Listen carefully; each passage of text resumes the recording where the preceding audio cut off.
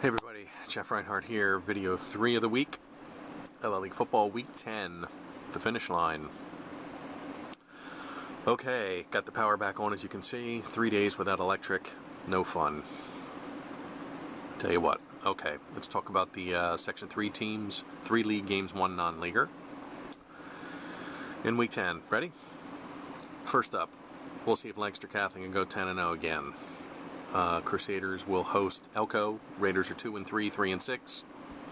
Lancaster Catholic 5-0, 9-0. They clinch outright with a victory here. Donegal's a game back, needs a win, and a Catholic loss to get a share. Catholic would love to take care of business. Go 10-0, wrap it up, move on. This will be Lancaster Catholic's final Section 3 game. They're moving up to Section 1 next season for at least the 2-year cycle. Don't know what's going to happen after that. I mean, the realignment numbers will come out, and they'll be a Section 3 team again. We'll see if they have to do the Hornberger rule to get, stay back up in Section 1. But for at least the next 2 years, Catholic will be up in Section 1. So last Section 3 game for Lancaster Catholic here. They get the Raiders. Catholic's also number 1 in District 3 AA. They'll go to AAA next year. Don't forget. A win here, and they definitely will keep the 1 seed, no doubt. Bermudian Springs is also undefeated, 9-0, and Wyomissing is 8-0. They were supposed to play Norristown this weekend, and the snow fouled everything up, so that game didn't get played. They canceled it. So Wyo's 8-0 with 1 game to go. See how those brackets pan out. I don't know if playing 9 games is going to screw up Wyomissing or not. I have no idea. Again, wait till Friday, and then we'll all know officially. So, Roman Clay over 1,000. Brandon Hollister close. Needs about 126 yards, I want to say, to get to 1,000. With at least 2 more games here, so I'm guessing Mr. Hollister gets to 1,000. So that would give them back-to-back 1,000-yard seasons. Clay and Hollister, pretty cool. Really cool stat. Elko at Lancaster Catholic. End of the line for Section 3 for the Crusaders. It's finally here.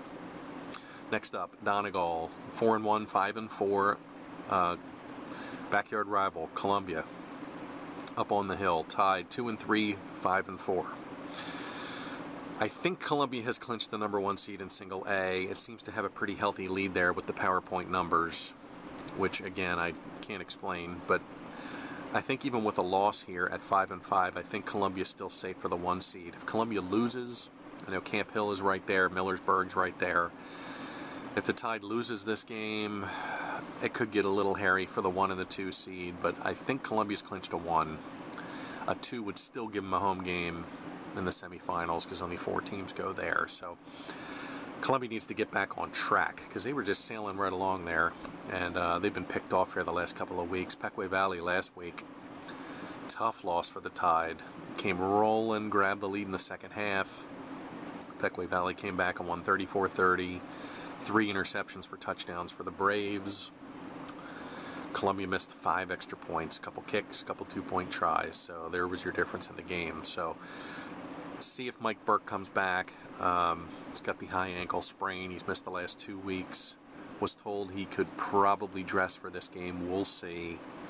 If they really need him, I think he could go. If not, he'll be ready for districts.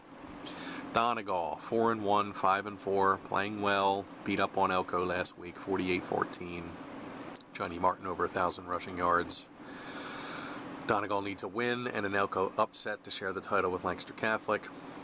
Catholic wins, and if Catholic beats Elko and Donegal wins, it finishes alone in second. I think I picked them third. I think I picked Northern Lebanon second, picked Donegal third. So they've been really good, and they played a brutal non-league schedule. Who'd they play?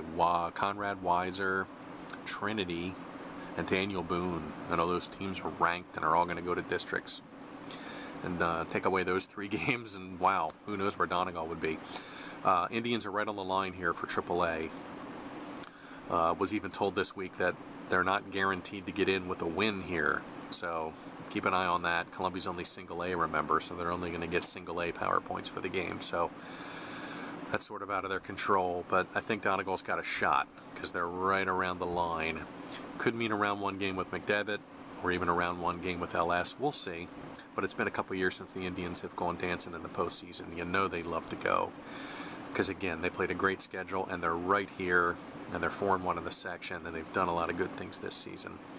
Good backyard game. Hall of Fame night at Columbia. The next class is going in. Donegal at Columbia.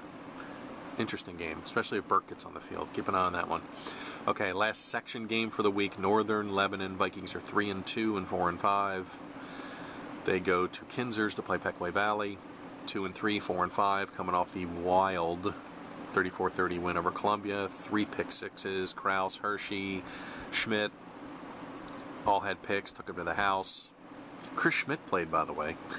Was told last week that he was probably done with a knee injury, but guess he came in the second half, gave it a try. Knee was okay, and he played.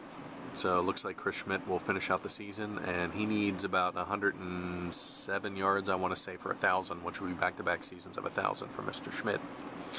Squid, as he is known in those parts. Vikings coming off loss to Palmyra in the non-leaguer a week ago. 4-5. They're probably a long shot here for AAA. Going to need a win and a bunch to happen in front of them. Same thing for Pequea Valley in AA. 4-5, and they're outside looking in. They're going to need a lot of teams to lose. So, you know what? This is basically a playoff game for both teams. Both teams need a win to get to 500. Pequea Valley's had one 500 season ever. 2002, I want to say they were 5-5. So a Braves win and they'd finish 5-5 for the second time in program history. Northern Lebanon would like to get to 5-5 to kind of salvage a 500 season, because they really kind of hit a wall there. They were kind of flying along, and then they ran into Lancaster Catholic and Donegal, and lost a couple of tough games there. The Donegal game in overtime. So interesting game there. See if the Braves can get to 500. Wouldn't that be something? Northern Lebanon at Pequea Valley. The non-leaguer for Week 10 will be Williams Valley, the Vikings, from the Twin Valley Conference, District 11 program, Single A. They come to Anvil, take on the Little Dutchman. Anvil-Cleona is 0-6 and 1-7. Dutchmen are done with their league schedule, so they're 0-6. They'll finish in last place. Everybody else had at least 2 wins. 1-7, and don't forget, Anvil-Cleona has another game next week against Hamburg. That was the game that was postponed because of the flooding in Anvil earlier this season. So Dutchmen get another game after this, non-leaguer against Hamburg, which I want to say is 3-5. So it doesn't look like Hamburg's going to make districts either. So those guys will play next week in a non-leaguer. Williams Valley looks like a lock here for District 11 Single A.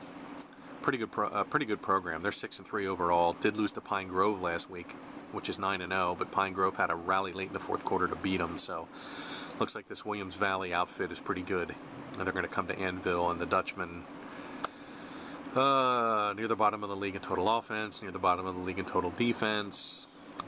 They've scored the least amount of points in the league. They've only played the 8 games, so their stats have been a little off all season, but tricky closer here for Anvil.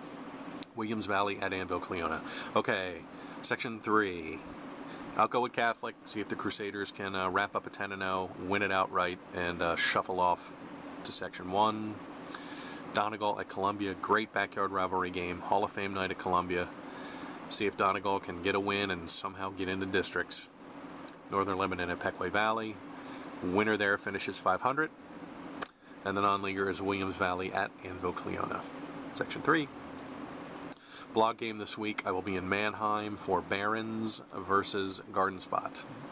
That one should be very interesting. A lot riding on that game. Check me, live blog Friday night.